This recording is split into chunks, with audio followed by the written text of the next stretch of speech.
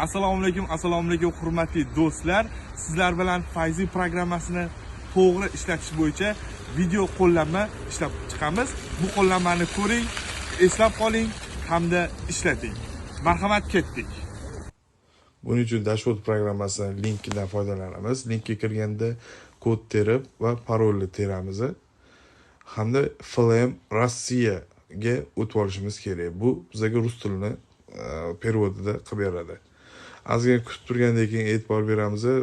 Internetimiz juda ham yaxshi ishlashi kerak. Kutib turgan paytimizda shunday oyna chiqadi. Tepadan oxirdan tepani bosib, oxirdan ikkinchisini bosamiz. Bunda biz Shodmonov misol uchun Vasliddinni belgilab olamiz. Shodmonov Vasliddin. Shodmonov Vasliddinni belgilaganimizdan keyin Shodmonov Vasliddinni qora, qizil ro'yxatdagi vrachlari kelib chiqadi. E'tibor bersangiz, tepada bugun biz Yashnobod tumanida ishlaymiz. 7 ta vrach ko'rsatyapti, bitta ham qorasi yo'q.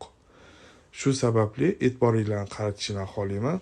Pastga tushamiz. Pastda обязательно filtr tugmachasini bosamiz. Filtr tugmachasini bosgandan keyin pastda bir dona qora vrachimiz kelib chiqadi. Qora vrachimiz nimaga kelib chiqyapti? Pastdagi spiskada S kategoriyadagi vrachlarni ham qamrab oladi. Tepadagi spiskada S kategoriya chiqmaydi. Qizil vrachlar qancha, sariq vrachlar qancha, hammasini ko'rib ishimizni planlashtirib olamiz.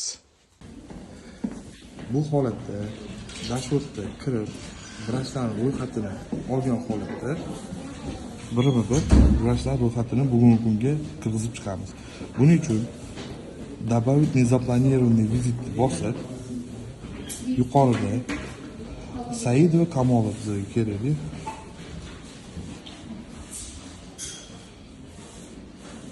Saidova Kamolovni belgilab, saqlanib tugmachasini bosamiz.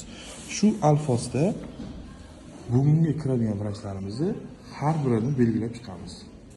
Buning uchun biz internet tezligini tekshirib olishimiz kerak. Internetga ulanganligini ishonch hosil qilib, Wi-Fi orqali ko'ramiz hamda internet tezligini tekshirishni boshlaymiz. Buning uchun alohida programma bor. Har bitta medprestavitelli planshetida bu programma ma'lum.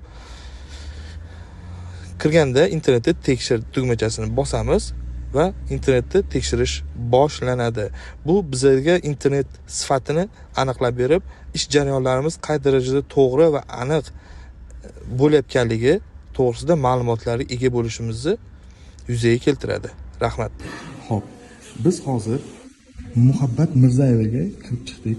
Muhabbat Mirzayevaning oldida har xil holat bo'lishi mumkin. Vizitga ta'sir qiladigan shu narsalarni oldini olgan holatda Muhammad Mirzayevaga vizit qilamiz. Vizitni jarayonini iltimos yaxshilab e'tibor bilan kuzatib boring. Muhammad Mirzayevaga bosamiz. Bosgan paytimizda albatta birinchi o'rinda profilga kiramiz. Profilga kirganimizdan keyin profilda to'g'ri lokatsiyada turmaganligimizni tekshirish uchun lokatsiyaga bosamiz. E'tibor berishingizni so'rayman. Hozirgi lokatsiya bilan bizning turgan lokatsiyamiz bitta joyda, demak biz to'g'ri lokatsiyada turibmiz. Bu holatda detalizatsiya qilib bo'ldik. Detalizatsiya qilib bo'lganimizdan keyin saqlanib tugmachasini bosamiz.